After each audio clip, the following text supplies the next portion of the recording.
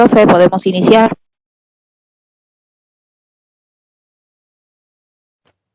Muy bien. Buenos días con todos, estimados alumnos. Voy a presentarme. Mi nombre es Fernando Merino Rafael. En mi caso, Rafael es nombre, pero en mi caso es apellido materno. Fernando Merino Rafael. Soy docente estable de la Universidad Nacional Mayor de San Marcos con más de 30 años de servicios como catedrático, como docente universitario, biólogo de profesión, egresado de la misma Universidad de San Marcos. Tengo estudios de posgrado en la especialidad de microbiología, fisiología microbiana. En San Marcos los docentes hacemos, además de docencia, investigación. Soy responsable de un laboratorio de investigación en el área de biotecnología ambiental. Enseño en el nivel preuniversitario, el que estoy haciendo en este momento en el centro pre, en el nivel de pregrado, las carreras universitarias que uno enseña, y de posgrado, ¿no? Porque tengo grados de magíster y estudios de doctorado. Bueno, eso es en cuanto a mi presentación. Soy el responsable de desarrollar con ustedes el curso de biología, cuyo objetivo principal es capacitarlos para que ustedes puedan resolver los ítems referidos a esta materia, biología, con éxito, ¿no? Yo espero que no fallen una sola pregunta de biología, porque es una materia amigable, interesante, de bastante fácil comprensión cuando uno le pone ganas, y creo que ese es el objetivo que vamos a perseguir. El segundo objetivo es que tengan cultura biológica, porque les va a servir para su vida, para la carrera que elijan, cualquiera que sea. Va a ser muy útil este conocimiento y espero lograr esos objetivos. Cuento con su colaboración y vamos adelante. Una pregunta antes de iniciar mi clase. A ver, quiero probar. ¿Cualquiera de ustedes puede activar su micro para ver si los escucho? Cualquiera, por favor. Active su micro. Sí. Perfecto. Hola, profe. Hola. Buenos días. Muy bien, buenos días, muchachos. Entonces, en la medida en que yo voy desarrollando la clase, me pueden activar su micro. Profe, una pregunta, por favor, porque el tema es que como estoy entrando recién, debutando en esta plataforma, ¿no? Y este sistema, no estoy muy acostumbrado, entonces no veo el chat, no tengo todavía la visión del chat, así que se comunican por el micro, ¿ya? Listo, entonces vamos a compartir el PPT y me avisan igual por micro si se está viendo. ¿Se está viendo el PPT? Sí, profesor. Sí, profesor. Sí, profe. Sí. Listo. Muy bien, entonces empezamos. Bueno, como les digo, pues este es nuestro curso, ¿no? Biología. Vamos a realizar la clase de la semana 1. Entonces, lo primero que tenemos que hacer es definir qué es la biología. Es una ciencia natural, como lo es la química, como lo es la física, como lo es la geología, etcétera, ¿no? Ciencias naturales. ¿Por qué le llamamos ciencias naturales a este grupo de ciencias? Porque estudian algún aspecto de la naturaleza. En el caso de la biología, como ven ustedes ahí en la diapositiva que les estoy proyectando, estudian la vida, este fenómeno maravilloso del universo llamado vida. Digo del universo porque es muy probable, es altamente probable, que este fenómeno de la materia no solamente existe en la Tierra. El universo es tan enorme que es muy probable que hayan en algunas otras partes del universo, en varias me imagino yo, zonas de habitabilidad, así le llamamos los científicos. ¿Qué significa? La existencia de planetas que se encuentran en lugares donde las condiciones para que se manifieste este fenómeno llamado vida, que ocurre en la Tierra, se manifieste.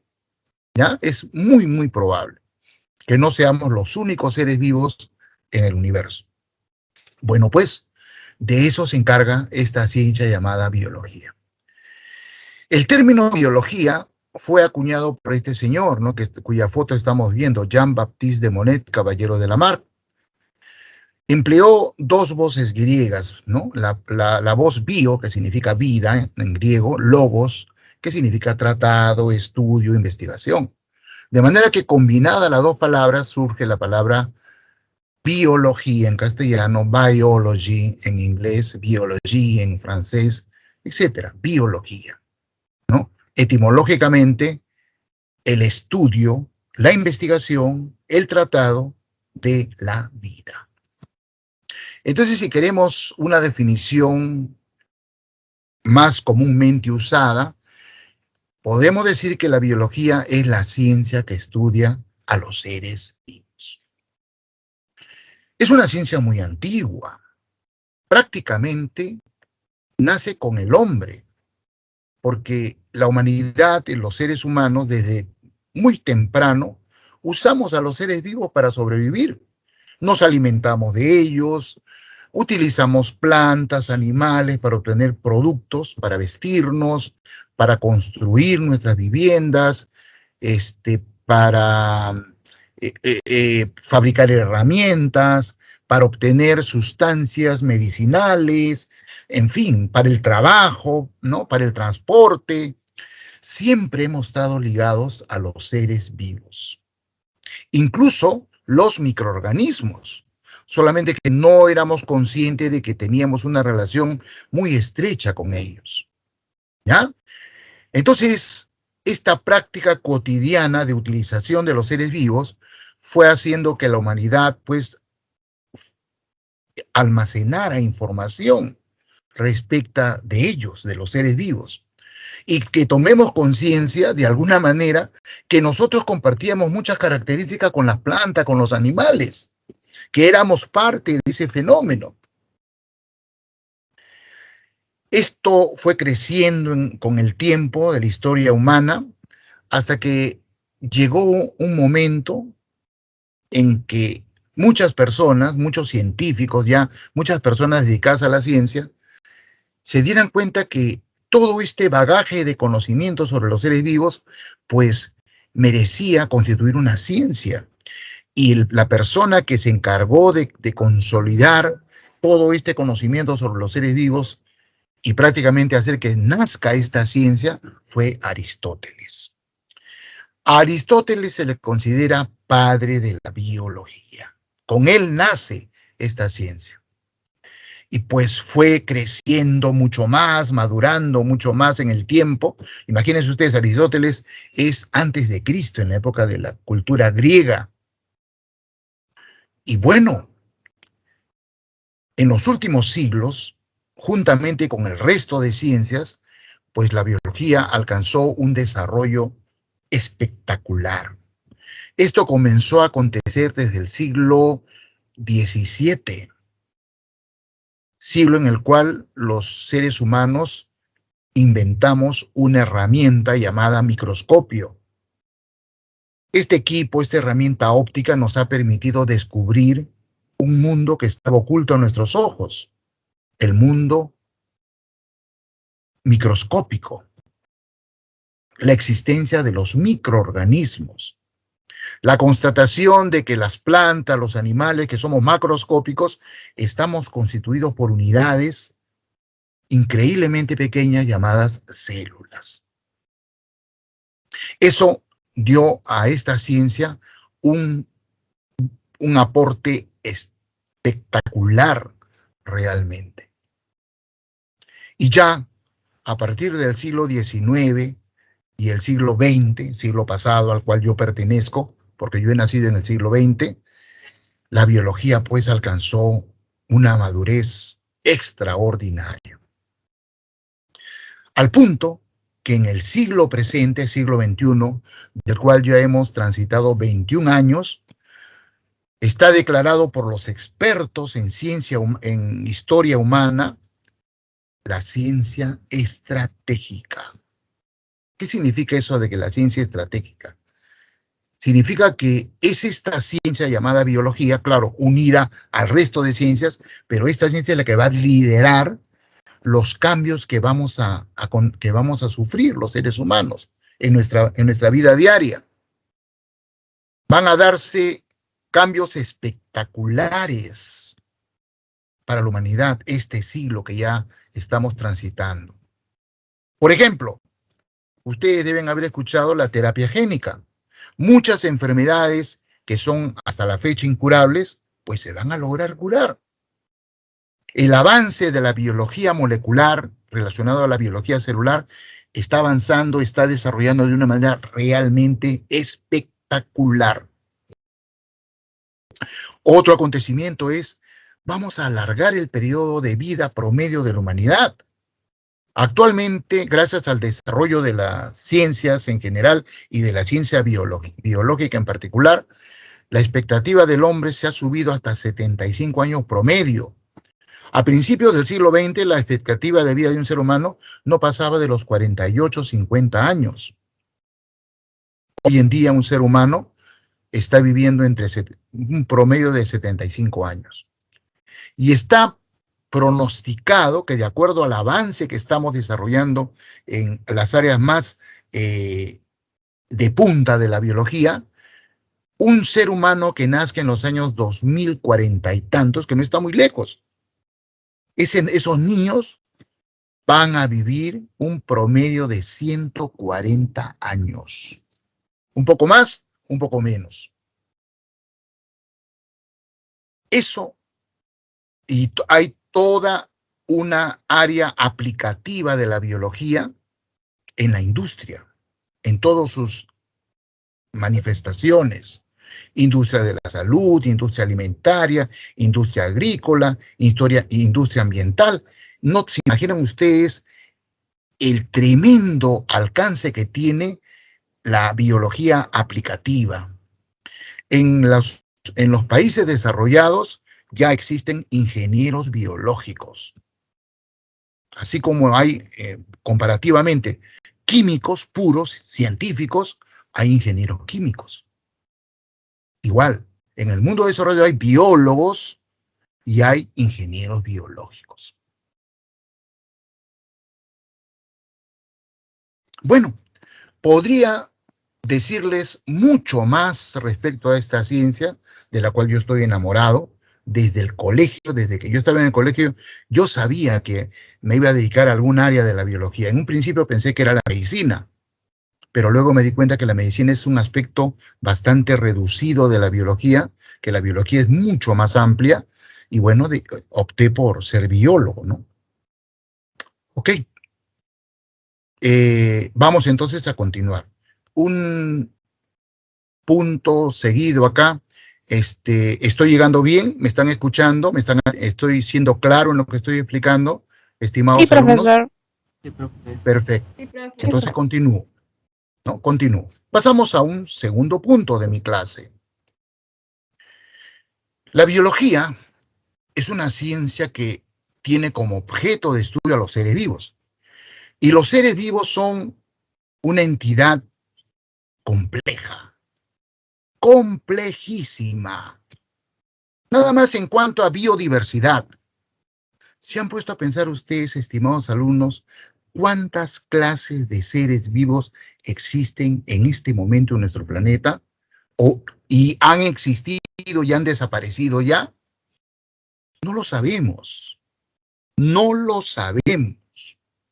Apenas tenemos un inventario de los organismos más notables, los más grandes, plantas, animales, hongos, protozoarios, algas unicelulares, pero en el mundo de los microorganismos, yo me quedé sorprendido, porque esto yo lo aprendí ya salido de la universidad,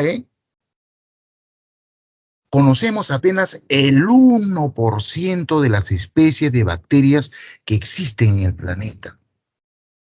Hay un 99% de bacterias desconocidas para la humanidad. Porque hay todo un problema complejo. Vamos a tener una clase sobre bacterias. Ahí les hablaré un poquito más del asunto. Ahora no puedo detenerme porque no me alcanzaría el tiempo. Pero es un hecho. Imagínense ustedes, del 100% de especies de bacterias que viven en nuestro planeta con nosotros, la ciencia llamada bacteriología solamente conoce el 1%. Hay un 99% de bacterias absolutamente desconocidas para nosotros. ¿Se imaginan ustedes todo lo que tenemos que investigar ahí? Entonces, pues, es ese punto nada más para que ustedes entiendan lo complejo que es el objeto de estudio de la biología, los seres vivos. Increíblemente complejos y asombrosos, como lo somos los seres humanos. Pero si ustedes conocieran el resto de seres vivos, su asombro sería mucho mayor, como tenemos la oportunidad de hacerlo los biólogos y otros profesionales afines a la biología, médicos, veterinarios, ingenieros agrónomos, biotecnólogos, ingenieros biológicos, bioquímicos, etc. Por esa razón es que nosotros en la actualidad, ya hace ya bastante tiempo, no podemos dominar esta ciencia. Es imposible. Es absolutamente imposible. Es tan amplia la cantidad de datos, de conocimientos sobre el tema seres vivos, que es imposible que una persona pueda usar, manejar toda esa información. Por esa razón es que se ha dividido a esta ciencia en dominios, en ramas, en especialidades, cuya lista ven ustedes ahí, ¿no? Bioquímica, biofísica, biología celular, biología molecular, histología, paleontología, virología, bacteriología, micología, botánica, zoología, evolución, genética, bioinformática, fíjense ustedes. Esta es una rama bastante moderna de la biología, la bioinformática. Es el desarrollo de la informática, el desarrollo de programas de computación aplicados al estudio de los seres vivos. Es tanta la información al respecto que es imposible manejarlos analógicamente, manualmente. ¿Ya? Tenemos que usar necesariamente sistemas informáticos para manejar esa información tan vasta. Entonces, esta clasificación, esta división de dominios de esta ciencia tan amplia obedece a ese hecho, a la complejidad que tiene el objeto de estudio, los seres vivos. Los enfoques son enormes, diversamente variados, ¿no? Por ejemplo, zoología, virología, botánica, micología, son divisiones basadas en el objeto de estudio. Si el objeto de estudio es un animal, estamos en el campo de la zoología. Si es una planta, en el campo de la botánica. Si es un pez, dentro de la zoología hay divisiones, ictiología. Si es un mamífero, mastozoología. Si es un ave, ornitología. Si es una planta monocotiledónea, botánica fanerogámica, etc. Pero, por ejemplo, genética, fisiología, bioquímica, ya no obedecen al objeto de estudio, sino es otro enfoque. Es el tipo de relaciones que estamos estableciendo en los seres vivos. Entonces, los criterios para crear todos estos dominios es bastante complicado también, ¿no? Yo, por ejemplo, como les he comentado hace un momento, opté por la especialidad de bacteriología. Soy un experto en estudio de bacterias, pero no con fines en campo de salud, sino con fines en el campo del ambiente, ¿ya? Bueno, ligado a esta estrategia que se plantea en la biología de separar las áreas en dominios, en especialidades, está esta otra, niveles de organización. Este concepto, cuyo título está en la parte superior, niveles de organización de los seres vivos, también obedece a lo mismo. Abordar el estudio de los seres vivos superando su complejidad. ¿En qué consiste? Y les voy a poner una analogía para que lo entiendan. Por ejemplo, si yo quiero estudiar un animal, qué sé yo, pues un perro, para entender cómo es ese organismo llamado perro, Canis familiaris, su nombre científico, ¿no es cierto? Pues, claro, primero tengo que esperar que esté muerto, no tengo que matar, pobrecito, hay cuestiones éticas, ¿no? De valores. El perrito se murió. Para entender a ese perrito, desde el punto de vista de la biología, lo tengo que diseccionar, ¿cierto? Autopsiar. Lo comienzo a fragmentar y comienzo a estudiarlo por partes. Sistema digestivo, sistema respiratorio, sistema circulatorio. A su vez, esos sistemas los voy dividiendo. Primero estudio la faringe, luego el esófago, luego el estómago, luego cada uno de esos órganos lo voy separando en tejidos, tejido epitelial, tejido conjuntivo.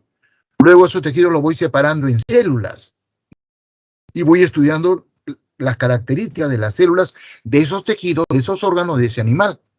Estoy diseccionando al animal hasta llegar a los niveles más pequeños. Toda esa información que voy acopiando, la voy integrando de menos a más y al final concluyo qué características tiene ese animal, cuál es su rol en la naturaleza, qué función cumple, y lo entiendo.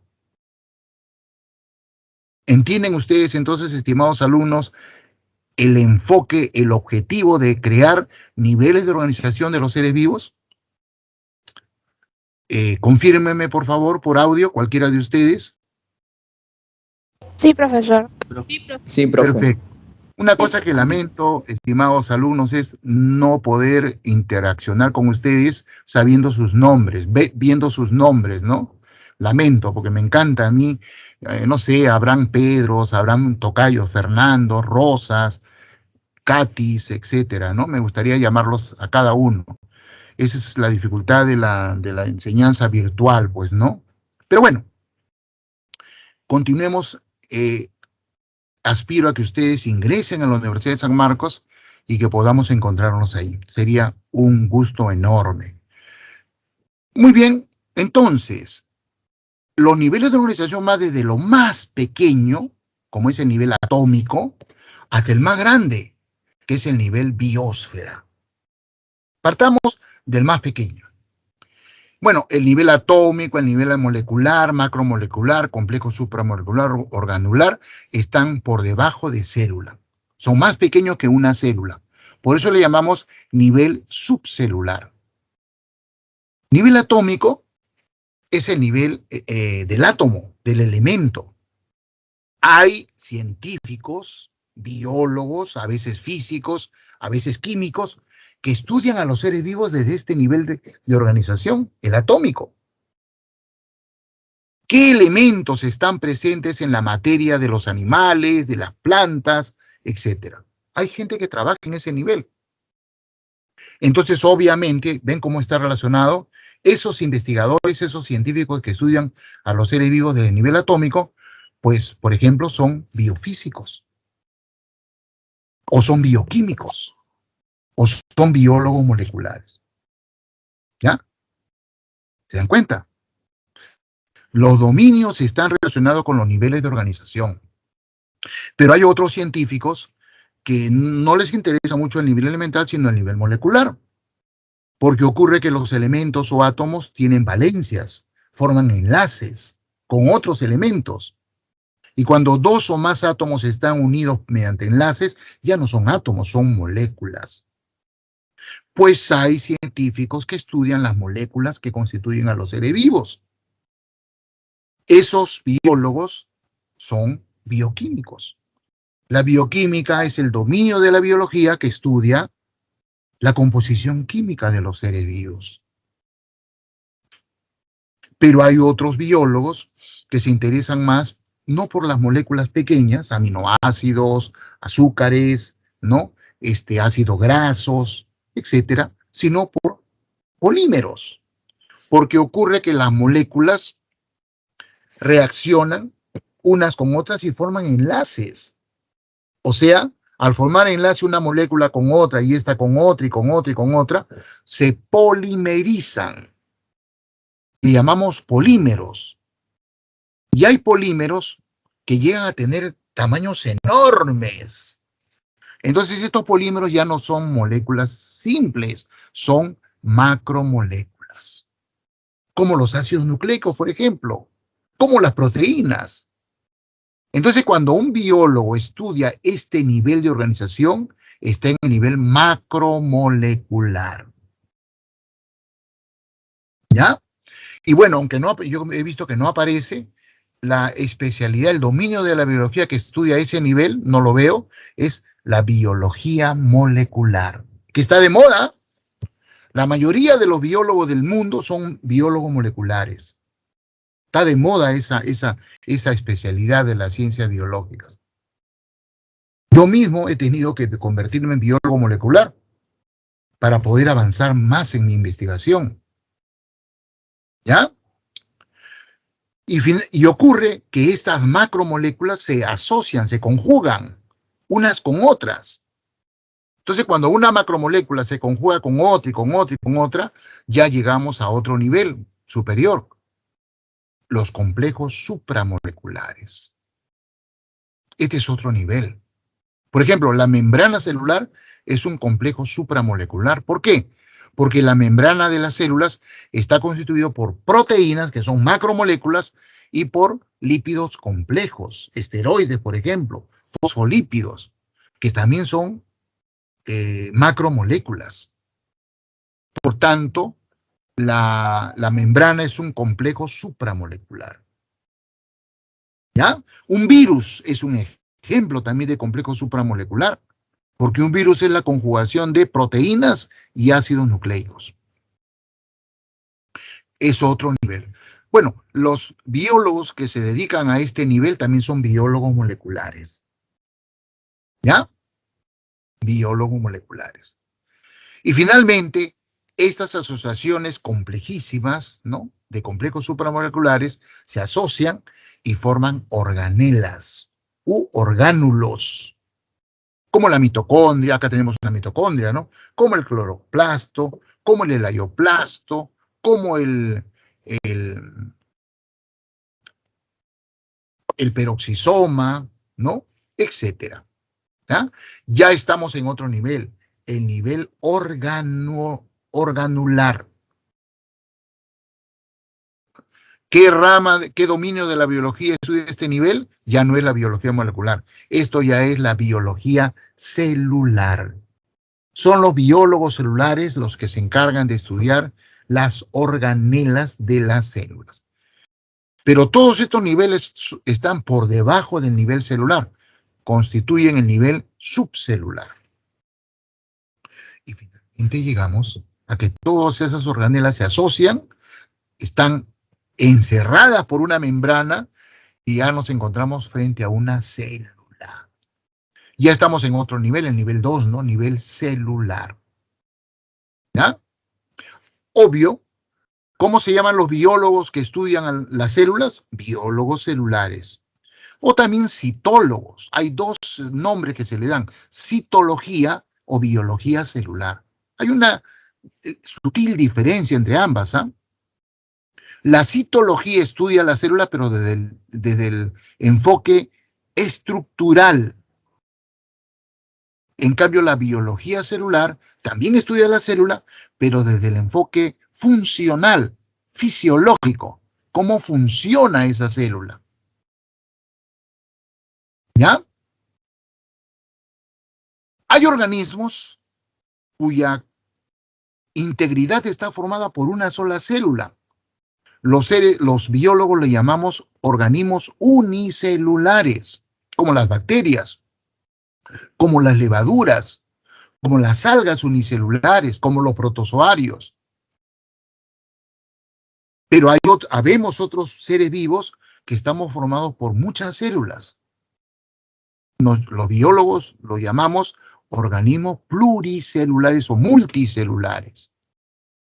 En algunos de estos organismos multicelulares, las células se diferencian, se asocian unas con otras para cumplir funciones específicas. Y estas asociaciones de células diferenciadas que comparten características para cumplir funciones específicas, los biólogos le llamamos tejidos. Y cuando estudiamos a los seres vivos desde este nivel de los tejidos, ya estamos en un tercer nivel, el nivel tisular. ¿Qué dominio de la biología estudia este nivel? La histología, con H, la histología. ¿Ah? Entonces, un biólogo que estudia los seres vivos desde este nivel es un histólogo. Y estos tejidos se asocian unos con otros para formar órganos. Hígado, páncreas, cerebro, corazón, etc. Ese ya es otro nivel, el nivel organológico. Hay biólogos que estudian este nivel. ¿Qué dominio de la biología estudia este nivel? Bueno, depende, igual que en el caso de la célula. Si es desde el punto de vista estructural, ese dominio se llama morfología o también se llama anatomía. Pero si un biólogo estudia los órganos desde el punto de vista de su funcionamiento, ya no es la morfología, sino la fisiología la que estudia este nivel. La fisiología del hígado, la fisiología del estómago, la fisiología del cerebro, la morfología del hígado, la morfología del hueso, etcétera, etcétera, etcétera. Y los órganos se asocian y forman sistemas orgánicos. Faringe, esófago, estómago, intestino grueso, intestino delgado, grueso, sistema digestivo, ¿no? Laringe, tráquea, bronquios, pulmones, sistema respiratorio. Cuando un biólogo estudia este nivel, está en el nivel sistémico. Bueno, también la anatomía o la fisiología estudian estos niveles. Estimados alumnos, y finalmente llegamos a nivel individual. Todos estos sistemas de órganos se asocian, ¿no? Forman un individuo que cuando se trata de un ser humano, el dominio de la biología que estudia a los seres humanos desde el punto de vista de la biología se llama antropología física. Ya les he dicho, ¿no? Si el individuo es un animal, la zoología. Si el individuo es una planta, la botánica, etcétera, etcétera, etcétera. Cabe la pena remarcar que este nivel individual, en el caso de los organismos unicelulares, coincide con el nivel celular. Esa es pregunta de examen, ¿ah? ¿Alguna vez lo he visto en algún examen eso? Para los organismos unicelulares, el nivel celular es al mismo tiempo el nivel individual. Esto no ocurre para los organismos pluricelulares. ¿Claro? Bueno, pero resulta que los individuos no viven aislados, todo lo contrario. Hay una tendencia a que un individuo de una especie se asocie con otros. Entonces, cuando vemos un conjunto de individuos de la misma especie compartiendo un espacio físico, ya estamos en un nivel diferente, superior, el nivel de población. ¿Qué dominio de la biología estudia este nivel? La ecología. ¿Ya? Y a su vez, si ampliamos el espectro de visualización, en ese espacio de territorio, ¿no? En ese espacio físico, puede haber no solamente una población, sino varias poblaciones que tienen relaciones unas con otras. Ya como es esta imagen de acá, ya estamos en otro nivel superior, el nivel de comunidad. Entonces una comunidad es un conjunto de poblaciones interaccionantes que comparten un espacio físico en un tiempo determinado. ¿Qué dominio de la biología estudia este nivel? La ecología también. Finalmente, si ampliamos el espectro de visión, vamos hacia más arriba, podemos ver que en un espacio físico hay no solamente una, hay varias comunidades perfectamente asociadas estratégicamente para sobrevivir. Ya estamos en un nivel superior, el nivel ecosistema. ¿Qué dominio de la biología estudia este nivel? Obviamente la ecología también. La ecología estudia poblaciones, comunidades y por supuesto ecosistemas. Finalmente, si observamos a todo nuestro planeta como una suma de todos los ecosistemas que están comprendidos en ella, ya estamos en este nivel superior que se llama ecosfera. La ecosfera es un enfoque de investigación de los seres vivos a nivel global de todo el planeta. Y hay una derivación que es la biosfera, que es lo más grande, ¿no? Que es todo espacio de este planeta, agua, suelos y atmósfera, donde se manifiesta este fenómeno llamado vida, donde existen seres vivos. Eso es la biosfera. De manera que los biólogos, para poder ser eficientes en nuestro trabajo, optamos por cualquiera de estos niveles de organización. El que más nos apetece, el que más nos atrae para poder hacer un trabajo de investigación adecuado, cualquiera de estos niveles. Y eso determina qué dominio de la biología estamos realizando. No se olviden, dominio de la biología y nivel de organización son dos conceptos que están muy ligados. Y a continuación, bueno, respecto de ello, comprendido, estimados alumnos, denme una comprobación, un aviso de que sí. Cualquiera de ustedes, por favor. Muy bien. ¿Cómo te llamas? Demi. ¿Jimmy? Demi. Denny. Sí. Ok, Denny, encantado. Y ahora nos hacemos la siguiente pregunta. La biología es la ciencia que estudia los seres vivos. Bueno, ¿y qué es un ser vivo? ¿Qué es un ser vivo? ¿Qué es un ser viviente? ¿No es cierto? Es obvio. ¿Qué es un ser viviente? Y la mejor manera de decir qué es algo es definirlo. ¿No es cierto? Definir es delimitar con precisión una entidad. Una computadora es un equipo creado por los seres humanos que tiene un hardware, ¿no? Y un software. El hardware está constituido por etc. Hemos definido qué es un ordenador, como le dicen los españoles, o una computadora, una unidad de cómputo. ¿Ya? Lamentablemente, no hemos podido practicar esto con los seres vivos. Es imposible. Y la pregunta es ¿por qué? Porque hay entidades en este planeta donde vivimos que son y no son seres vivos. Están en el umbral. Si lo miramos desde una perspectiva, pucha, son. Pero cambiamos de perspectiva, no son. Por ejemplo, ¿a quién me refiero? Los virus. Los virus son y no son seres vivos. ¿Por qué digo que son? ¿O por qué decimos? No es una cosa que solamente yo lo piense. ¿Por qué decimos algunos biólogos que los virus son seres vivos? Porque al igual que todos los seres vivos, manejan información genética. Responden a un programa genético. Y esto es una característica fundamental de todos los seres vivos. Pero los virus no tienen otras características que están señaladas acá. No tienen movimiento, no tienen irritabilidad, no crecen, no se reproducen, no tienen metabolismo, pero portan información genética. Y si bien es cierto, no se reproducen sexual ni asexualmente como los seres vivos, tienen una actividad que tienen la misma finalidad. En los virus se llama replicación. Y logran el mismo objetivo que los seres vivos.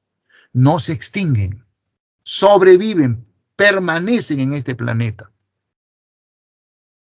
¿Entienden entonces, estimados alumnos, por qué no podemos definir qué es un ser viviente?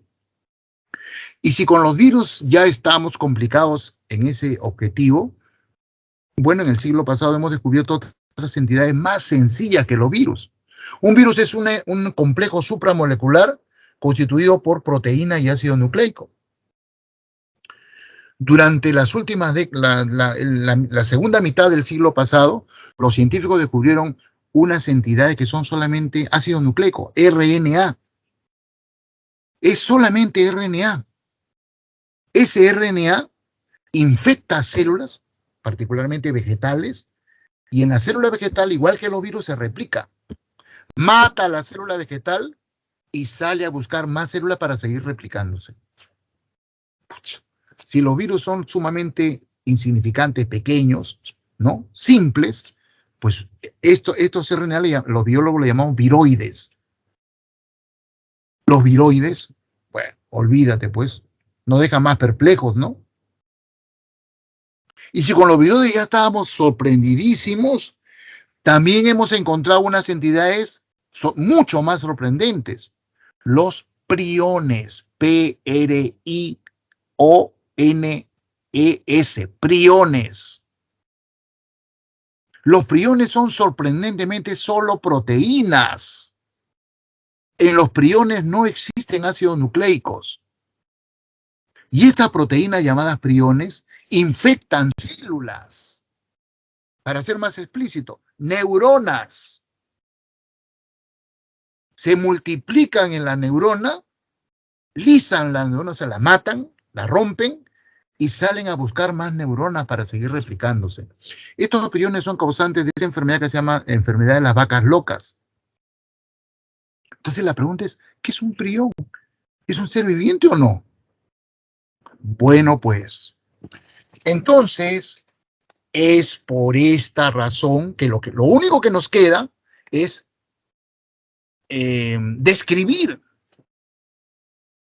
a los seres vivos a través de estas características que son consustanciales a los seres vivos. Muy brevemente voy a tocar cada una. Movimiento. Los seres vivos nos caracterizamos por tener movimiento. Usted me dirá, profesor, los hongos no tienen movimiento, las plantas tampoco. No tienen motilidad aparente, pero por supuesto que tienen movimiento. La materia viviente de la cual están constituidas es absolutamente dinámica. Las moléculas se están desplazando de un lugar al otro de la célula. Eso no ocurre con la materia inanimada. No sé si estoy siendo claro, ¿ya? Los seres vivos tenemos movimiento. Algunos no tienen motilidad aparente, pero por supuesto que tenemos movimiento.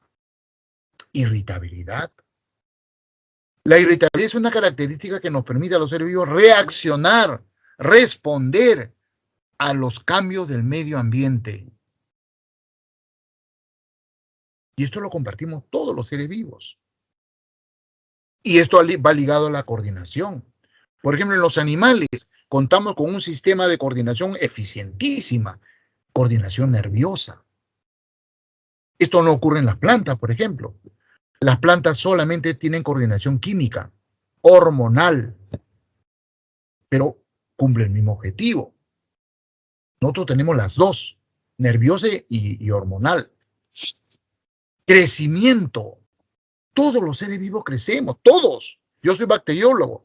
Una bacteria cuando nace, producto de la división binaria de su progenitora, es chiquitita. Al cabo de minutos, esa celulita, esa bacterita bebé, aumenta de tamaño, de masa, de biomasa. Cuando ya ha tomado un tamaño considerable, límite, esa bacteria ya está madura, se divide y produce dos bacterias hijas de nuevo. El tiempo de vida de una bacteria es de horas. Todo, y los organismos multicelulares, igual nos pasa a cada una de nuestras células. Cada célula cuando se produce la división celular es chiquitita. Va ganando tamaño, va ganando peso, masa, y finalmente se divide. Entonces los organismos multicelulares crecemos aumentando el número de células. Adaptación es una característica que se parece a irritabilidad, pero la adaptación permite cambios en tiempos largos. Está ligado a la evolución, ¿no? Y eso lo observó Darwin, pues, ¿no? Los organismos que mejor se adaptan, sobreviven. Los organismos que no llegan a adaptarse, no se pueden reproducir y se van extinguiendo. Reproducción es tal vez la característica más consustancial a los seres vivos. Somos las únicas entidades que poseemos esta capacidad en el universo conocido por nosotros. ¿En qué consiste la reproducción? En producir descendencia. En realidad, lo que se logra al producir descendencia es transmitir caracteres hereditarios, genes, de una generación a otra. Y con eso, ¿qué cosa logramos los seres vivos? Perpetuarnos. No como individuos, sino como especie. Las especies que decaen en esta actividad van disminuyendo en cantidad hasta que finalmente se extinguen. Entonces, la reproducción es una característica de los seres vivos que garantiza su supervivencia en el tiempo. Sumamente importante. Metabolismo. Esto está ligado a movimiento, ¿no? Metabolismo es el conjunto de reacciones químicas que ocurren en la materia viviente. La materia viviente está encerrada en la célula. Por lo tanto, esta característica es consustancial a la célula, al punto que en los textos ustedes siempre van a encontrar esta palabra, metabolismo celular. ¿Ya? Ok, homeostasis es lo que los biólogos entendemos como equilibrio orgánico. Cuando un organismo está en equilibrio, todo está de acuerdo al programa genético, también hay una palabra que usamos, está saludable, goza de salud. Cuando un organismo pierde esta condición de homeostasis, entonces decimos está enfermo, sufre de una patología. Y esto obviamente está relacionado a irritabilidad, está relacionado a adaptación, está relacionado al metabolismo. Finalmente, organización específica. Los seres vivos tenemos esa cualidad. Presentamos siempre una organización definida. Un ser humano se parece a otro ser humano. Nuestros órganos están en los mismos lugares que otro ser humano. El corazón dentro de la caja torácica, orientado hacia el lado izquierdo. Los pulmones detrás del corazón. El hígado debajo del diafragma. Si analizan una planta de una especie comparada con otra de la misma especie, presentan la misma organización. Los virus, el COVID-19, comparado con otra partícula viral, son igualitas. Organización específica. Y esta es una característica muy interesante porque está comprobado que en el universo la tendencia es a la entropía. ¿Qué cosa es la entropía? El caos, el desorden. El propio universo se está expandiendo, se está disipando. Y la tendencia es la misma en la Tierra. Todo tiende a la entropía, al caos, al desorden. Y sin embargo, los seres vivos somos lo contrario, somos entalpía. Y mantener esa entalpía, esa homeostasis, nos cuesta trabajo. Un ejemplo, yo tengo la organización que corresponde a un ser humano. Y estoy rodeado de bacterias, hay bacterias que viven conmigo. Yo debo ser delicioso para ellas. ¿Por qué no me acaban? ¿Por qué no terminan comiéndome? Descomponiéndome. Porque tengo mecanismos de resistencia, sistema inmunológico y otros mecanismos. Pero el día que yo pierda esa característica, me muera, automáticamente los microorganismos que están en mí y los que se van del ambiente que se van a integrar a mí, me van a descomponer, porque ya no tengo energía para mantener mi organización específica. Y lo mismo le pasa a todos los seres vivos. En conclusión, si bien es cierto, no podemos definir qué es un ser viviente, pero sí podemos describir sus características. ¿Comprendido, estimados alumnos? Sí, profesor. Ya. ¿Y tú cómo te llamas, Linda?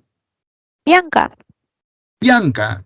Entonces ya conozco a Denis, a Deni y a Bianca. Muy bien, continuamos. Bueno, todo ser humano, ¿qué estoy hablando? Sí, pues, toda actividad humana tiene una metodología.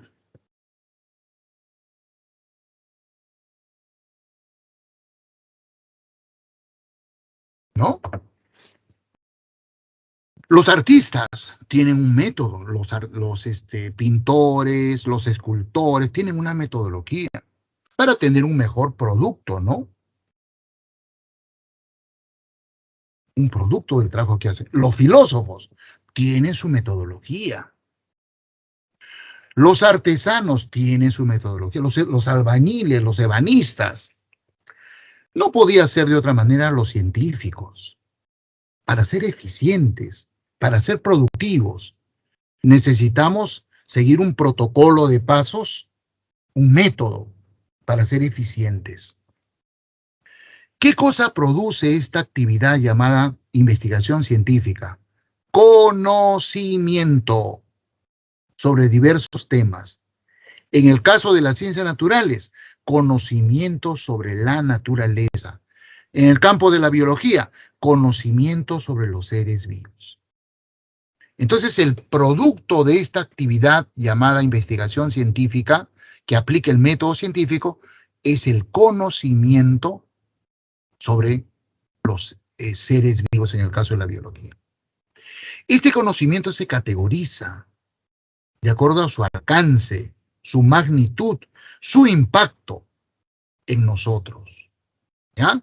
Por ejemplo, en ciencia, el conocimiento más importante, de mayor alcance, que tiene mayor impacto en nuestra vida, en nuestro entendimiento, son las teorías científicas. Generalmente, los investigadores que logran demostrar nuevas teorías científicas, pues se hacen merecedores de premios, ¿no? Uno de los más deseados en nuestro mundo es el premio Nobel. Mucho menos importante que las teorías son las leyes científicas, los postulados, los axiomas, ¿no? Etcétera. ¿Ya? Bueno, al final voy a decir eso. Muy bien. Este método, llamado método científico, tiene 4 o 5 etapas. La primera etapa es la observación. Cumplido esta primera etapa, tenemos resultado de este trabajo, porque todo es un trabajo, y estamos listos para plantear una hipótesis.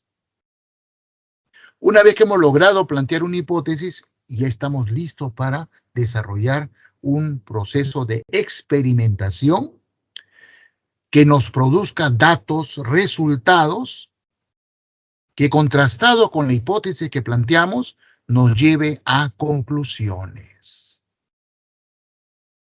Esa es la secuencia, el protocolo de pasos, de etapas que consiste el método científico. Si bien es cierto, el producto final es el conocimiento científico categorizado en teorías, leyes, postulados, etc., cada etapa tiene su propio producto. Muy breve. Por ejemplo, ¿cuál es el producto de esta etapa del método científico de la observación? ¿Saben cuál es el producto? Gracias a la observación, los científicos decidimos cuál es el problema que vamos a atacar, que vamos a resolver. ¿Cuál va a ser el tema de nuestro trabajo de investigación? Les pongo un ejemplo. El gran Gregor Mendel. En su época, se creía que la herencia biológica, o sea, el modo como los padres, los progenitores, transferimos información genética a la descendencia, era al azar, era aleatoria. Sin embargo, Mendel era botánico, había observado en sus trabajos con plantas que algunas características se transferían de progenitores a la descendencia con algunas regularidades.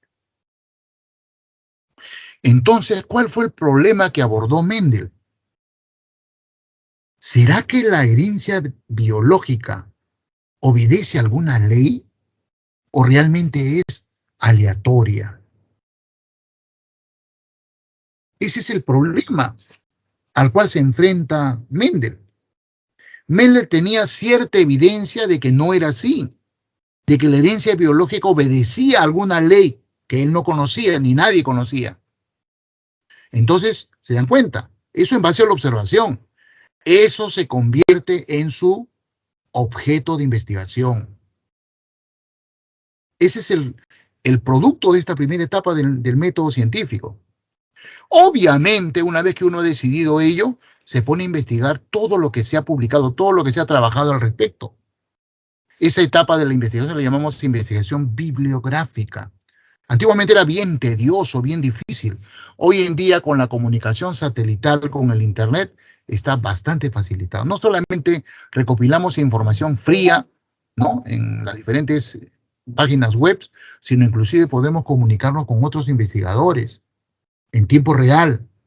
Buscamos su dirección web o su correo electrónico y nos comunicamos en tiempo real vía Zoom, vía Teams, vía Meet. Es impresionante cómo hemos avanzado.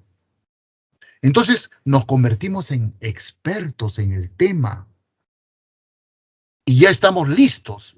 Ya no somos los novatos, los beginners, ¿no? Ahora ya hemos aprendido bastante del asunto. Ya estamos en capacidad de plantear una posible explicación al problema que queremos investigar. Y eso no es otra cosa que plantear la hipótesis. La hipótesis es una solución probable al problema que estamos investigando. Lo que se trata es de comprobar si eso que estamos postulando es verdad o está equivocado, es falso. Y para saberlo, diseñamos experimentos. Ya estamos en la etapa de experimentación. Hay todo un desarrollo de esta etapa. Hay experimentos de laboratorio, hay experimentos de campo, hay simulaciones virtuales, hay simulaciones reales, hay encuestas, en fin. Esto también ha evolucionado de manera realmente impresionante, pero siempre en relación a la hipótesis que hemos planteado. Como consecuencia de este trabajo de experimentación, usamos grupos controles, grupos problemas, ¿no? Hay toda una práctica, ¿no? Tenemos resultados, datos. Esos datos los sistematizamos, los tabulamos, los graficamos, ¿no?, para poder discutirlos mejor y al final arribamos a conclusión o a conclusiones respecto de la hipótesis. La mayoría de las veces, las conclusiones a las que llegamos, y esto lo digo por experiencia, es que estábamos equivocados, que nuestra hipótesis es falsa. Entonces, ¿qué hacemos si nos encontramos en una situación de esa naturaleza? Planteamos una nueva hipótesis. Ya tenemos mucha mayor experiencia que cuando terminamos la observación. Entonces, frente a esta nueva hipótesis, se llama hipótesis alternativa, desarrollamos nuevamente una estrategia de experimentación, tenemos resultados y concluimos, seguimos equivocados. Muchas personas que no tienen pasta de investigadores, ahí tiran la toalla. Más en un país como el nuestro, ¿no?, donde los científicos estamos mal pagados. No, ni hablar, esto no, ni hablar. Solamente los que nos gusta, somos tercos. Nuevamente una nueva hipótesis alternativa. Hasta que un día nuestros resultados nos llevan a la conclusión que lo que habíamos planteado es correcto. Aleluya, eureka. Es uno de los momentos más satisfactorios de cualquier científico. Rápidamente uno redacta sus resultados, su trabajo en revistas especializadas. Y cuando el mundo científico acepta lo que tú has publicado, tu conocimiento se convierte en cualquiera de estos productos. Una teoría es un concepto científico que explica detalladamente un fenómeno. Por ejemplo, un par de ejemplos, ya me está ganando el tiempo. La teoría celular, propuesta por Sladen y Schwann. ¿Qué sostiene esta teoría? que los seres vivos compartimos un nivel, el nivel celular. Es por eso que los virus no son considerados seres vivos, porque los virus no llegan a ser células. El escenario donde se generan todas estas características es la célula. Es en la célula donde ocurre todo esto. Es la teoría celular propuesta por Schleiden y Schwann en el siglo XIX. La teoría microbiana de las enfermedades, propuesta por Robert Koch, microbiólogo alemán. Existe un grupo de enfermedades que son causadas por microorganismos, que él le llama patógenos. La invasión de esos microorganismos en un organismo produce una alteración de la homeostasis. A esas enfermedades se les llama enfermedades infecciosas. Teoría microbiana de las enfermedades. Una ley, la de Mendel, pues. Mendel sostiene que si se cruzan dos individuos que para un carácter muestran una manifestación diferente, a uno le llama carácter dominante y al otro le llama carácter recesivo. Si cruza un organismo línea pura del carácter dominante con uno línea pura de carácter recesivo, en la primera generación, la F1, él obtiene todos con el carácter dominante, 100% carácter dominante. Ahora, si cruza dos individuos de esa generación filial 1, la F1, en la F2 obtiene 75% con el carácter dominante, 25% con el carácter recesivo. Es una ley, solamente describe un fenómeno, no lo explica. Y podría hablar de muchas otras leyes, ¿no? Ese es, pues, estimados alumnos, el método científico. El que usamos los científicos para ser productivos en nuestra actividad. Y obviamente, el conocimiento científico es sumamente importante para la humanidad porque mejora nuestra calidad de vida. Y ese es el gran problema que tenemos en nuestro país. Nuestro país es un país que lamentablemente no fomenta esta actividad. Nunca vamos a dejar de ser dependientes mientras no generemos nuestra propia ciencia. Porque la ciencia genera tecnología, va asociado al desarrollo de tecnología. Y eso se traduce en producción industrial, crecimiento económico. Tan simple como eso. ¿Comprendido, estimados alumnos? Denme un check. Aparte de Denny y Bianca, otro alumno. Sí, profe. Perfecto. ¿Cómo te llamas, estimado? ¿Cómo? Leonardo. Muy bien, Leonardo. Profesor, Dime. ¿usted ha podido confirmar alguna hipótesis suya usando el método científico? Claro, claro, ¿Lo ha claro. practicado? Sí, por supuesto. Yo aislé bacterias en la Antártida, psicrófilas. Y quise, bueno, hay problemas, como ya hay muchos barcos que van a la Antártida, que haya en algún momento un derrame de petróleo. Entonces, yo he encontrado un montón de bacterias hidrocarbonoclásticas en ambientes más cálidos que la Antártida. Mi hipótesis era, ¿en la Antártida existirán este tipo de bacterias? A pesar de que ahí nunca, bueno, han habido algunos derrames, pero por lo menos en la base de Perú, la base de Machu Picchu, que está en la bahía Maquellar, nunca ha habido un derrame de petróleo. ¿Habrán bacterias hidrocarbonoclásticas ahí? Yo supuse que sí, y tenía mis argumentos. Luego de esa investigación comprobé, aislé bacterias hidrocarbonoclásticas de la bahía Maquellar de la base Machu Picchu de Perú, en la Antártida. ¿De acuerdo? Sí, profesor. ¿Cuál es tu nombre? Soy Bianca. Ah, Bianquita. Muy bien. Muy bien, muy bien. Continuamos, ¿ya? Pasamos a otro punto.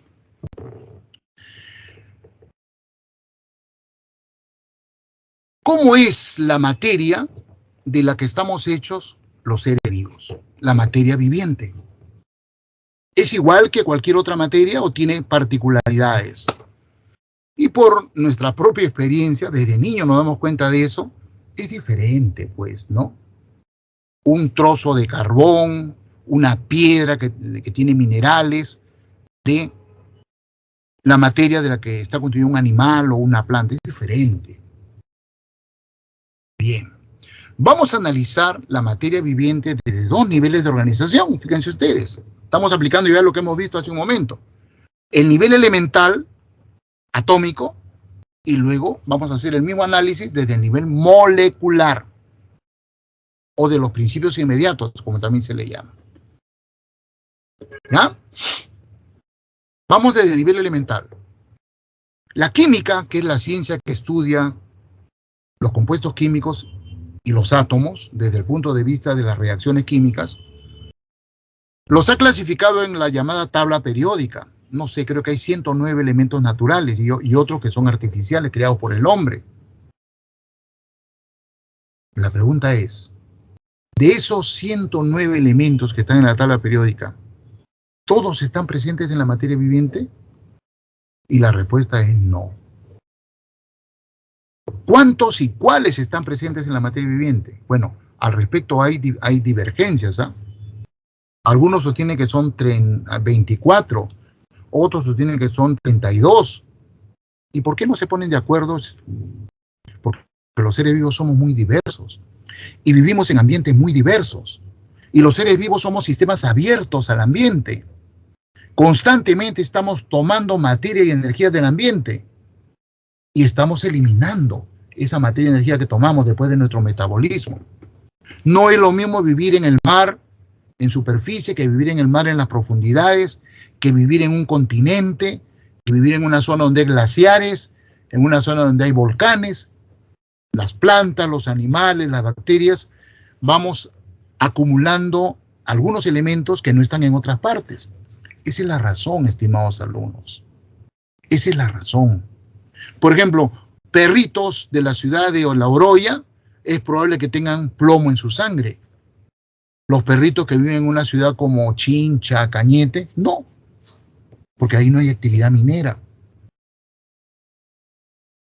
A eso se debe esa diversidad de opiniones en cuanto a la cantidad. Somos muy variables.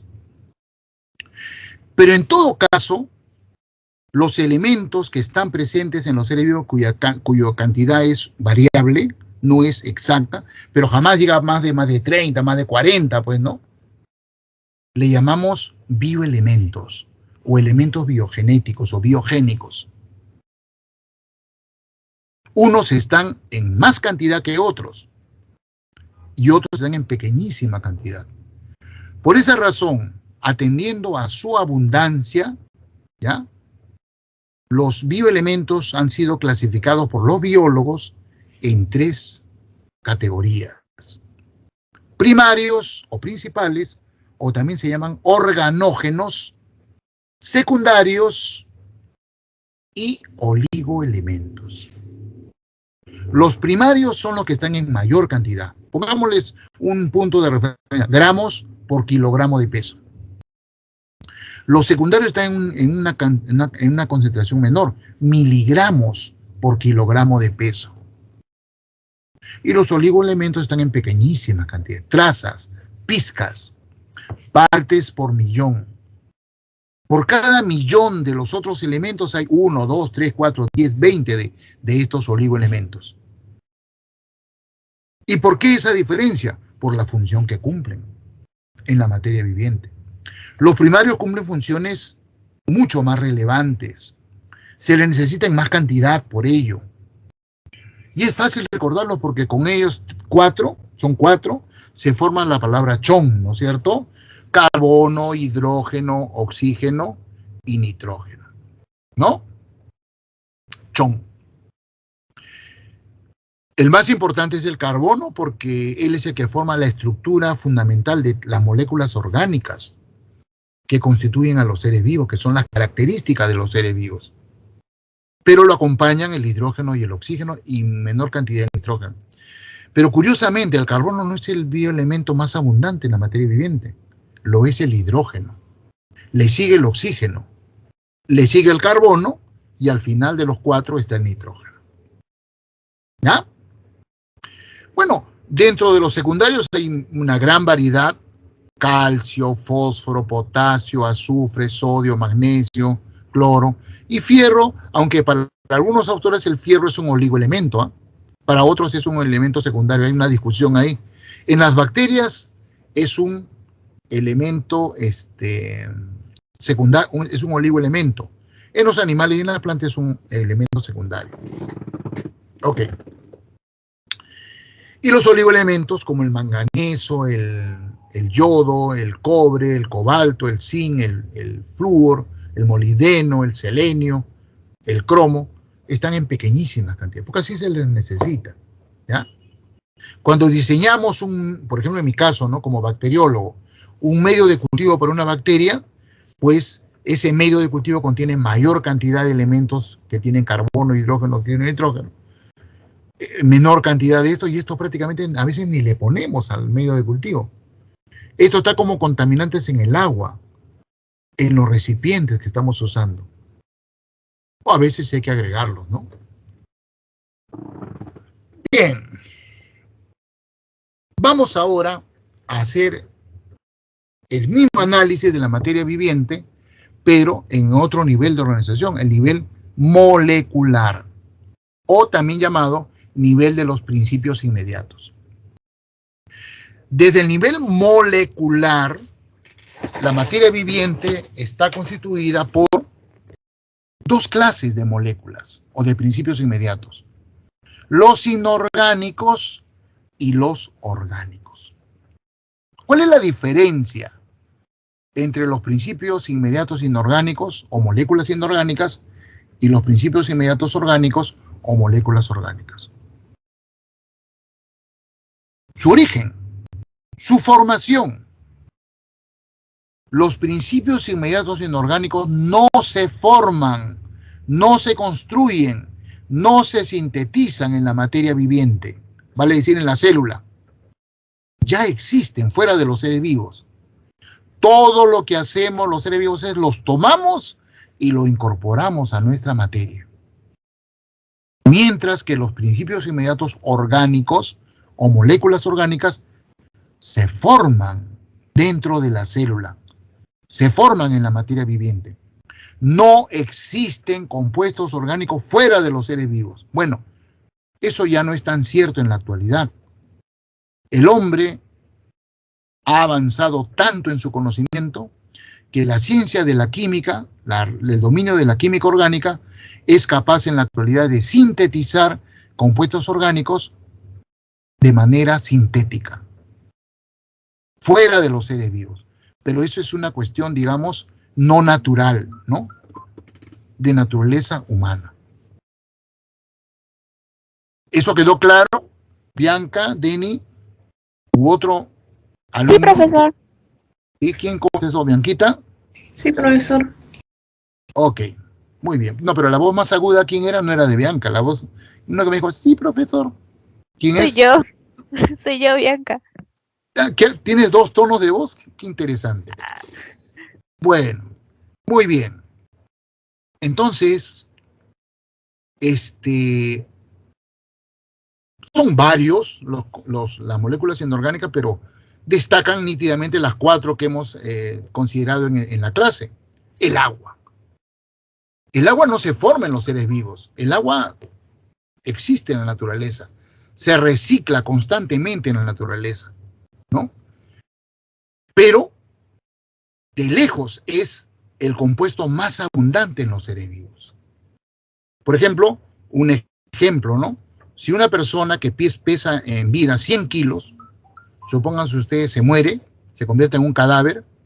Si ese cadáver lo sometemos a una estufa a 96 grados centígrados, se va a deshidratar. Lo dejamos unas 24 o 48 horas en esa estufa, sacamos el cadáver, lo pesamos y ¿saben cuánto pesa? 20 y tantos kilos. Ha perdido 70 y tantos kilos. O sea, en el peso de una persona, 70 a 75% es agua. Por supuesto que si hacemos la prueba con un animal acuático, una medusa, la proporción llega a ser al 90%. 90% del peso de una medusa es agua. ¿Y por qué? ¿Por qué el agua es tan abundante? Porque tiene funciones fundamentales. Y tiene que estar en estado líquido. El agua útil para la vida es el agua líquida. No nos sirve el agua gaseosa ni el agua sólida. El agua líquida. Es el solvente de la materia viviente. La materia viviente es una solución acuosa. Por química saben ustedes que es una solución. Es una mezcla homogénea de dos o más compuestos, en los cuales el más abundante le llamamos solvente y los otros compuestos son los llamados solutos. En la materia viviente el solvente es el agua, por eso es que está en mayor cantidad. Y los solutos son el resto de compuestos inorgánicos y orgánicos. ¿Y por qué el agua se comporta como el solvente utilizado por la vida? Porque por las características de esta molécula, acá está, no sé si ve, alumnos, ¿ven el puntero cuando yo lo estoy usando? ¿Se ve? ¿Ustedes ven que estoy señalando? Sí, profe. Sí, profe. Ah, ok, perfecto. Sí, profesor. Gracias. ¿Cómo te llamas?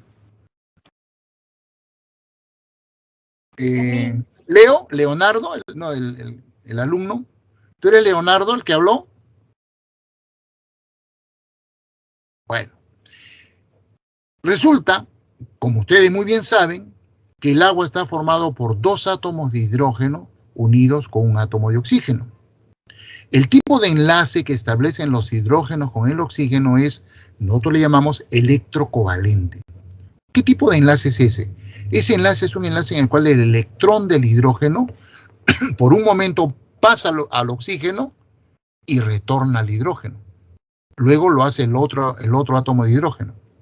En el momento que uno de los hidrógenos cede su único electrón al oxígeno, ese hidrógeno queda cargado positivamente.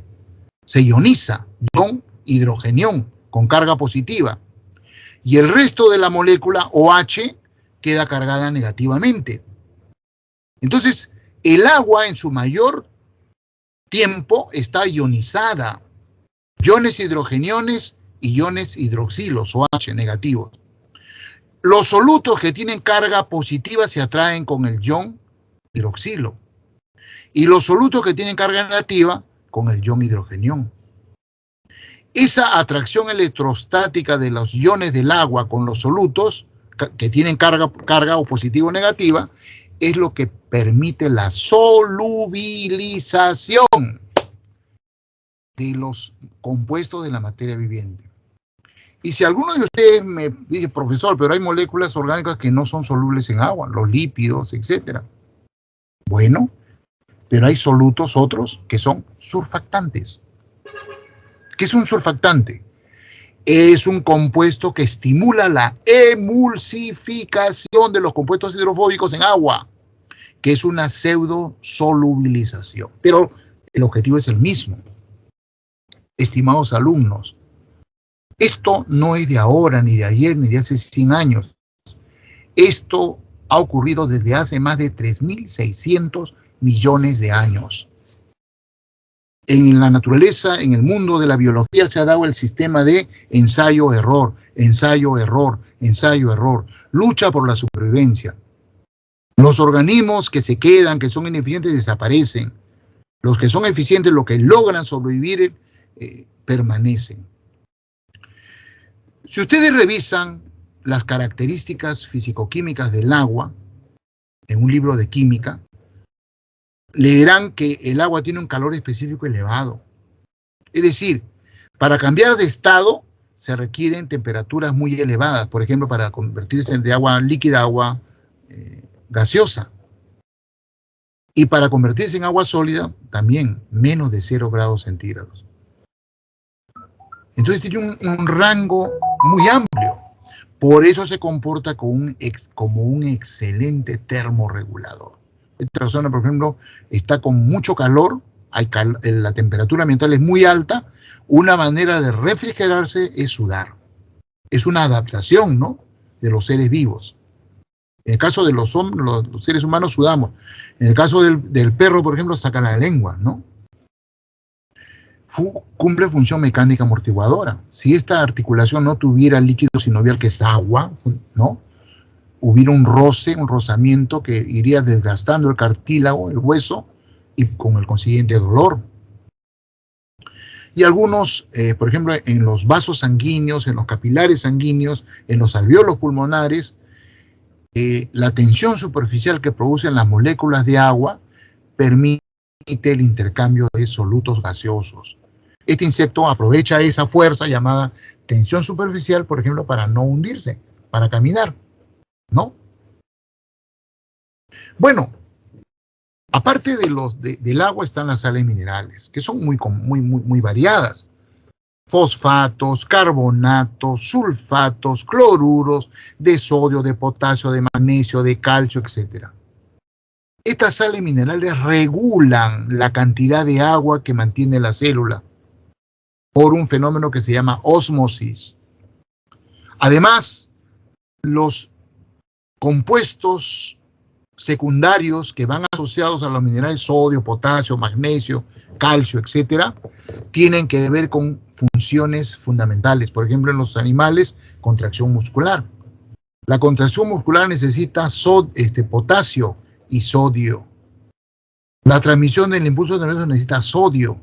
La coagulación sanguínea necesita sodio. Potasio, quise decir, potasio. El mantenimiento del equilibrio osmótico, ya les he dicho. Y forma parte de estructuras. Las sales de calcio que hay en los huesos, carbonato de calcio, fosfato de calcio, forman la estructura sólida de los huesos.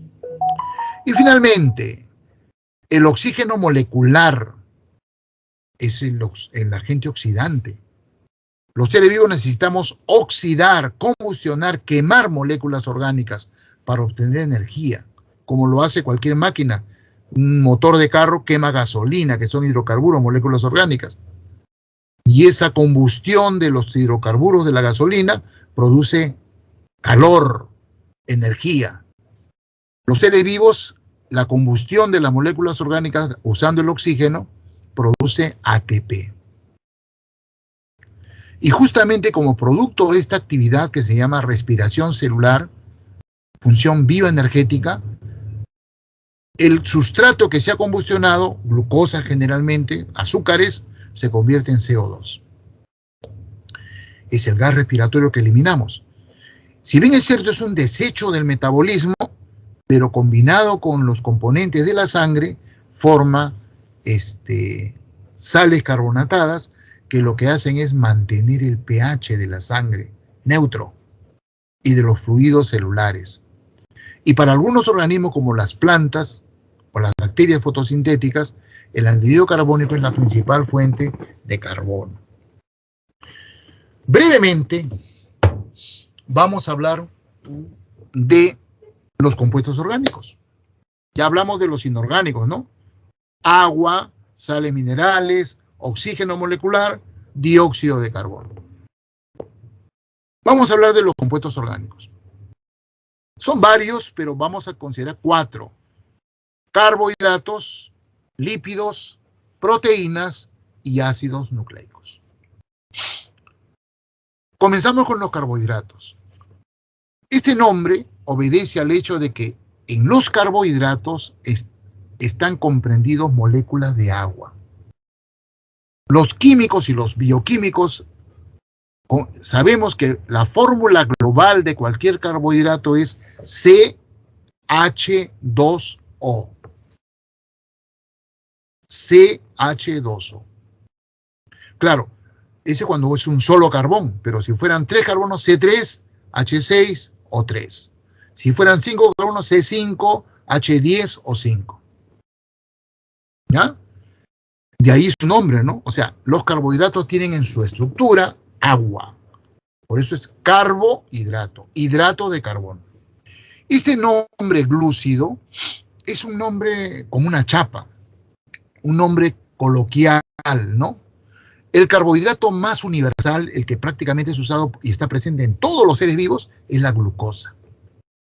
Por esa razón, todo compuesto relacionado con la glucosa le llamamos glúcidos. ¿Cuáles son las funciones de esta? Es un compuesto de naturaleza ternaria. Esos 4 elementos organógenos que hemos visto en la primera parte carbono, hidrógeno, oxígeno, esto, solamente están 3 en los carbohidratos. Carbono, hidrógeno y oxígeno. En los carbohidratos no hay nitrógeno. Por eso se les considera principios inmediatos de naturaleza ternaria. ¿Qué función cumplen? Energética. Ya les acabo de decir hace un momento. La molécula orgánica principalmente quemada, combustionada, oxidada para producir ATP, por la mayoría de seres vivos, son los carbohidratos. Por eso, esa es su función, energética. Muchos organismos también lo usan para almacenar energía. Almidón, glucógeno, por ejemplo. Almidón en las plantas, glucógeno en los animales. Y la tercera función de los carbohidratos es estructural.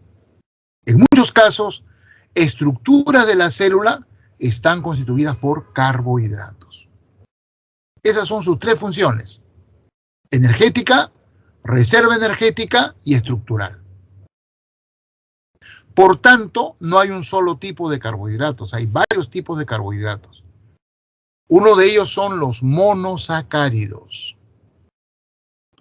Los bioquímicos le agregan la palabra osa, así nominan a los carbohidratos, a los monosacáridos.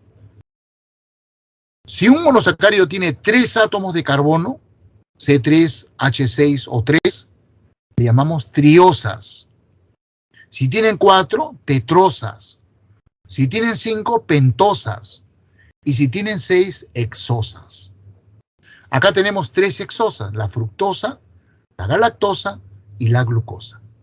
Cualquiera de ellas son susceptibles de ser combustionadas por las células para obtener ATP. Las que tenemos a la derecha también son monosacáridos de 5 carbonos: C5, H10 o 5, ribosa, desoxirribosa, ribulosa, araminosa, que no aparece, ¿no? Ok, monosacáridos. Pero cuando un monosacárido se encuentra con otro monosacárido y hay una enzima que permite que se produzca un enlace entre los 2 monosacáridos, ese enlace, que es este de acá, con pérdida de una molécula de agua, se llama enlace glucosídico o glicosídico. Entonces los 2 monosacáridos quedan unidos por ese enlace glucosídico. Ya no son monosacáridos, ahora es un disacárido. Cuando una glucosa se une a una fructosa, el resultado es la sacarosa, o también se llama sucrosa. Si una glucosa se une por enlace glucosídico con otra glucosa, el disacárido ya no es sacarosa, es maltosa. Y si una glucosa forma enlace glucosídico con una galactosa, el disacárido ya no es ni la sacarosa ni la maltosa, es la lactosa, el disacárido de la leche. ¿Ya? Los disacáridos, como los monosacáridos, su función fundamental es energética. Y tenemos a los polisacáridos. Obviamente, un polisacárido se produce cuando varios monosacáridos se unen por enlaces glucosídicos, ¿no? Alfa o beta glucosídicos. Uno a otro, y estos 2 a otro, y estos 3 a otro, y estos 4 a otro, y forman cadenas enormes, polímeros enormes, unidos por enlaces glucosídicos. Por ejemplo, acá tenemos el glucógeno, que es el polisacárido que usamos los animales para guardar energía. Acá tenemos la celulosa, que es otro polisacárido, también de glucosa, pero mira que el glucógeno tiene enlaces alfa 1,6, la celulosa tiene beta 1,4, enlaces glucosídicos beta 1,4. La celulosa no es un polisacárido de reserva energética, es un polisacárido estructural. Está formando la estructura fundamental de las paredes celulares de las plantas. Y acá está el almidón, que es un polisacárido de reserva energética de las plantas, ¿no? Bien, los lípidos. Los lípidos, al igual que los carbohidratos, también son compuestos orgánicos de naturaleza ternaria. Naturalmente, los lípidos están formados por carbono, hidrógeno y oxígeno. La proporción del hidrógeno y el oxígeno no es exactamente el del agua como el de los carbohidratos, pero intrínsecamente sí sí hay agua en los lípidos, ¿ya? Potencialmente. ¿Cuál es la función de los lípidos? ¿Para qué la materia viviente presenta estas moléculas? ¿Cuál es su rol? Igual que los carbohidratos, energética. Claro, si a una célula tú le pones un carbohidrato y un lípido, la célula prefiere el carbohidrato. Primero te quema el carbohidrato y cuando se agota el carbohidrato, empieza a utilizar los lípidos. Eso nos pasa a nosotros. Cuando nos ponemos en ayunas, no comemos durante varios días, nuestro organismo primero agota el glucógeno. Y cuando se agota el glucógeno, comenzamos a quemar grasas, a oxidar grasas. ¿Ya? Reserva energética. Esa tal vez es una función más importante. Los organismos más guardamos energía como grasa, como lípido, que como carbohidrato. Tanto plantas como animales, ¿ah? Profesor, Dime. disculpe, quería saber si dijo que los carbohidratos eran de naturaleza ternaria Sí, como y los lípidos también, ¿no? también, sí. Ya, solo quería saber. Significa que Gracias. en ambos no hay nitrógeno, solamente carbono, hidrógeno y oxígeno. ¿De acuerdo? Sí, Bien, profesor. entonces, energética, reserva energética. Diríamos en orden, reserva energética en primer lugar, energética en segundo lugar. Tercera función, estructural. Hay estructuras celulares que están formadas por lípidos. Por ejemplo, la membrana celular. La membrana celular es una estructura lipoproteica. Está formada por lípidos. Complejos, por supuesto. No lípidos simples.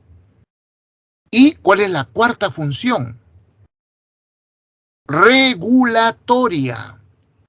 Hay algunos lípidos complejos, sobre todo los lípidos esteroideos, que regulan funciones celulares. Varias hormonas son lipídicas. No se olviden, ¿ah?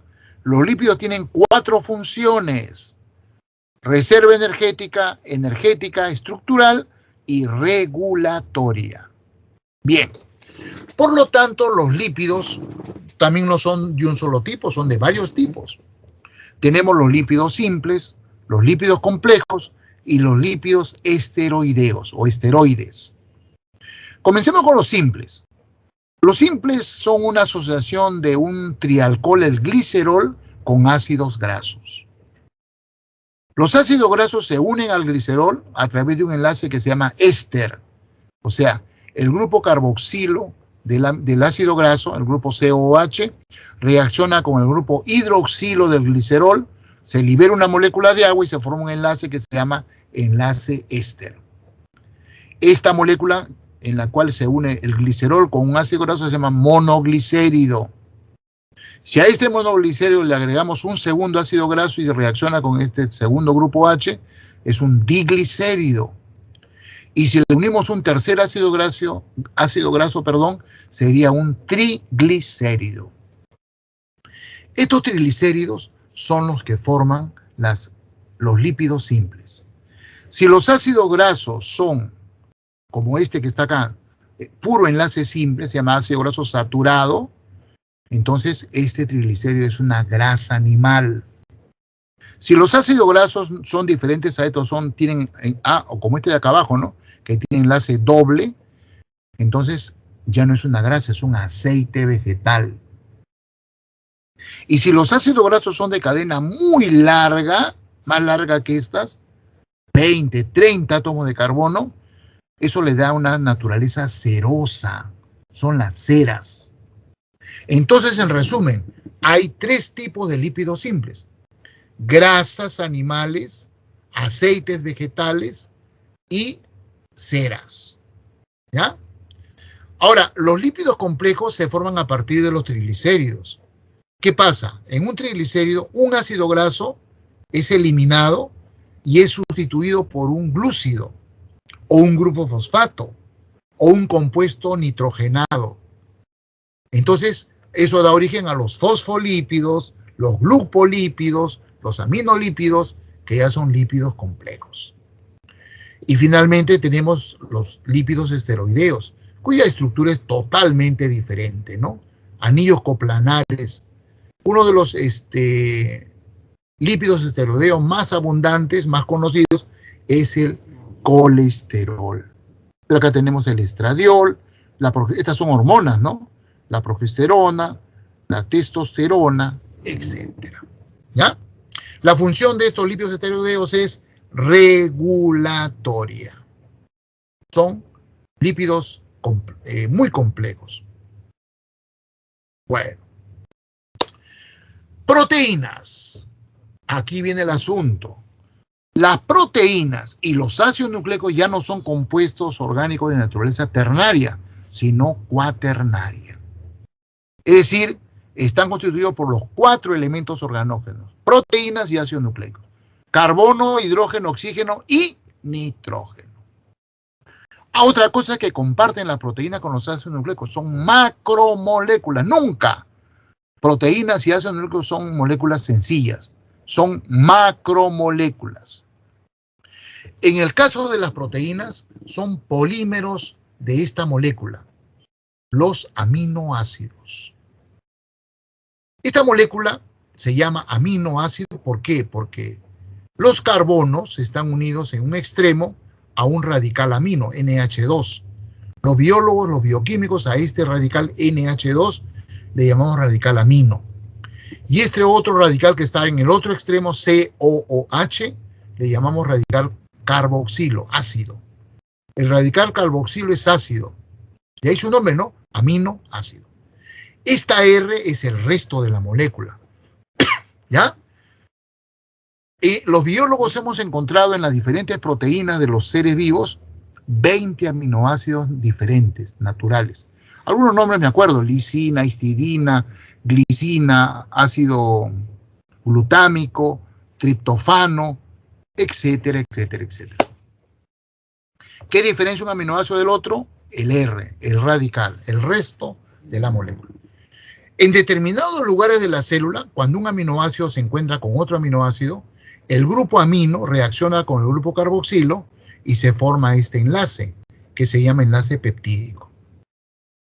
A este dipéptido, que siempre tiene un extremo amino libre y un extremo carboxilo libre, se le une un tercer aminoácido, y es un tripéptido.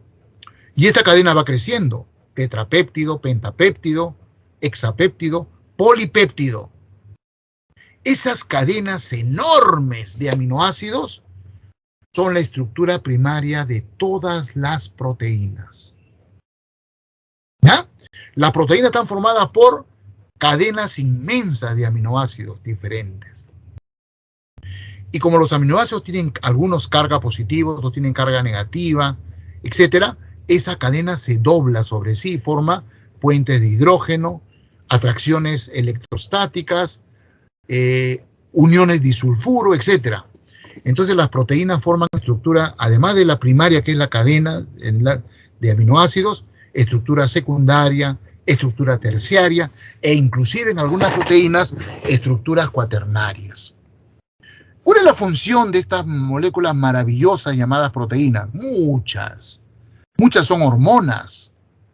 Otras forman estructuras, la oseína, por ejemplo, la proteína del hueso, la queratina, la proteína del pelo, de las uñas. Proteína de transporte, la hemoglobina, es una proteína que está en los glóbulos rojos de la sangre que transporta oxígeno, CO2. Proteína de reserva de aminoácidos, la albúmina de la sangre, la albúmina sérica, la ovoalbúmina del huevo, reserva no de energía, de aminoácidos. Proteínas de defensa, los anticuerpos, las inmunoglobulinas. Proteínas motoras, la actina, la miosina de los músculos, que permiten que el músculo se contraiga. Y proteínas catalíticas, muy importantes las enzimas. Si comparamos pues las proteínas con los carbohidratos y los lípidos, estimados alumnos, concordarán conmigo que las proteínas pues son recontra importantes. Y con esto terminamos.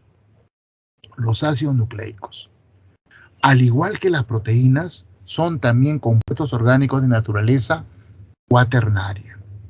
Y también son polímeros. Pero, en este caso, Las unidades monoméricas no son los aminoácidos, son los nucleótidos. Un nucleótido está formado por una pentosa, es un carbohidrato de 5 carbonos, al cual en el carbono número 1 se le une una base nitrogenada, y en el carbono último, el 5, un grupo fosfato, PO4. A esto se le llama nucleótido.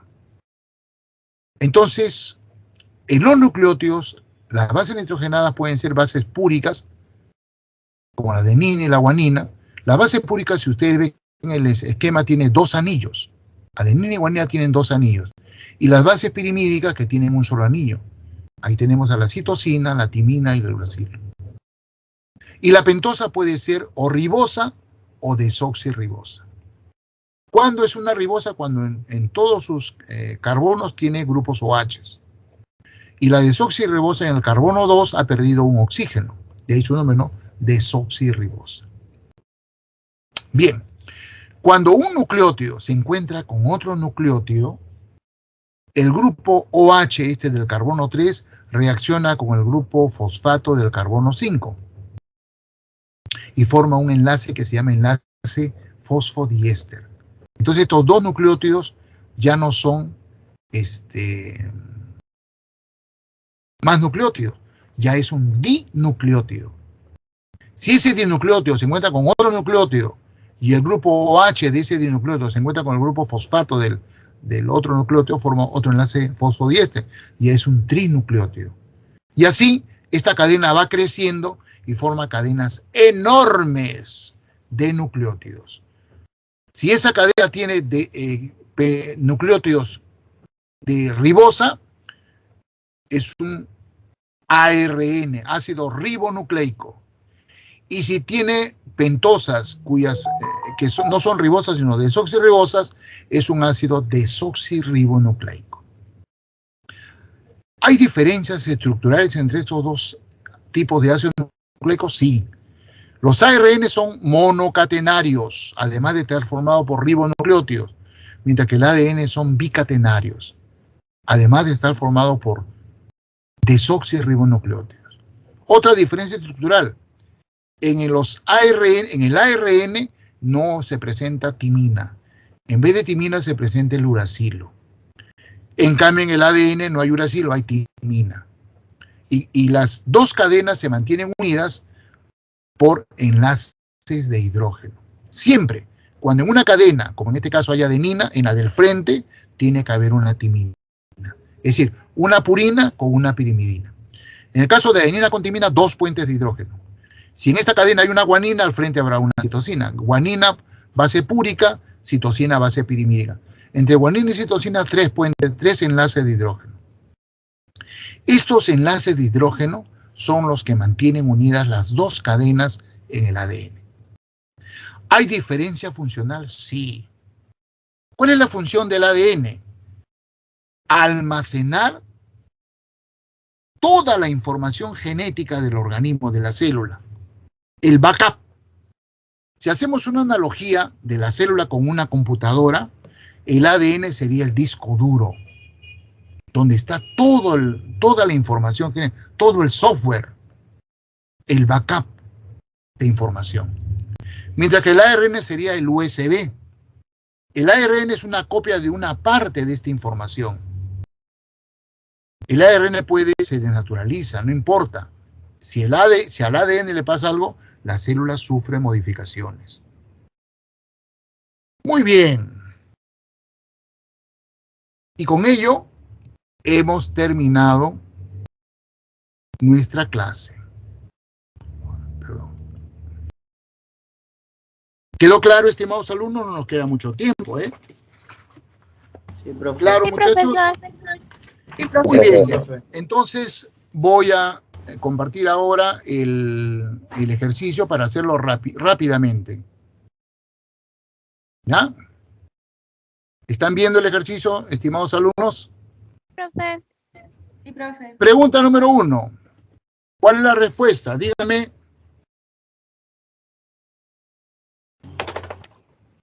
La D, ¿Qué profe. rama de la D, ¿no es cierto? Bioquímica. No tengo tiempo de discutir más porque me ha quedado muy poco tiempo. Me he excedido un poco, me entusiasmé demasiado en la explicación y, bueno, me he extendido, ¿no? Pero, bueno, cosas que pasan a veces. Pregunta número 2. A ver, muchachos. ¿Cuál es la respuesta? Profe. Perfecto, estamos de acuerdo. Cuando tengamos discrepancia lo discutimos. Pregunta número 3. La. También, todos, ¿ah? Si hay alguno que no está de acuerdo, me avisa para discutirlo. Pregunta número 4. La C, profe. A ver, yo ni estoy leyendo. Sí, muy bien, la C. ¿Ya? ¿Todos de acuerdo, muchachos? ¿Todos de acuerdo? Sí, profe. Muy bien. Pregunta número 5. ¿Qué cosa contestaron ustedes? La D. D de dedo, ¿no es cierto? Sales minerales. D de dedo. Sales minerales. Pregunta número 6. Beso D. B de bueno, ¿no? El agua nunca cumple pues la función de reserva de energía, ¿cierto? Pregunta número 7. La C. La B, profe. Ninguna, la B. ni la C ni la B. Pregunta A. número 7. La A. Claro, etología. Esas aves están cortejando, se están para parearse. Etología, la rama de la biología que estudia la conducta de los animales. ¿De acuerdo, muchachos? Pregunta número... De acuerdo con la 7, ¿no? ¿De acuerdo? 8. Dígame. La C. La C. Muy bien, es la C. ¿De acuerdo? ¿Todos? Si alguno tiene duda... Carambas. Pregunta número 9. La C, profe. Sí, la C. Experimentación. Exacto. Pregunta número 10. La A. Sí, efectivamente. El agua sale de la célula para compensar la diferencia de sal, ¿no es cierto? Cuando le ponemos sal a la carne, hace que el agua de las células salga. Siempre el agua sale de la zona de mayor concentración a la zona de menor concentración de agua. ¿Ya? Correcto. Pregunta número 11. La D. Exactamente. La cutina es un lípido que está en las paredes celulares de las plantas para evitar la deshidratación. Y los galactolípidos, pues son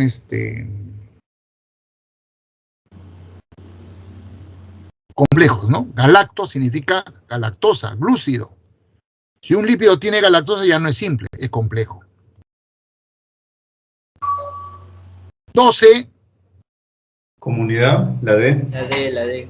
Exactamente, porque estamos viendo ahí un hipopótamo y no mi vista anda un poquito mal, y varias especies, ¿no? Es una comunidad. Muy bien. Pregunta número 13. La B. B, muy bien. ¿No? Muy bien.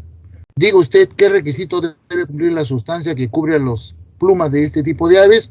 Ser una molécula apolar, ¿no es cierto? Para poder resistir la combinación con el agua. 14. La A. Muy bien, adaptación. ¿Ah? Irritabilidad es un cambio en el momento. Adaptación es un cambio a lo largo del tiempo, ¿no es cierto?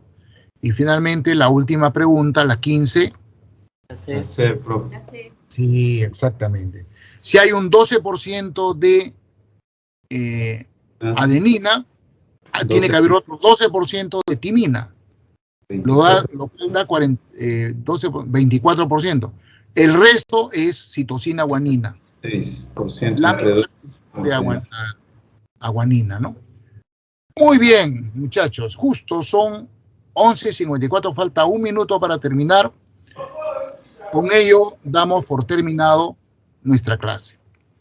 Un gusto trabajar con ustedes. Encantado de conocerlos.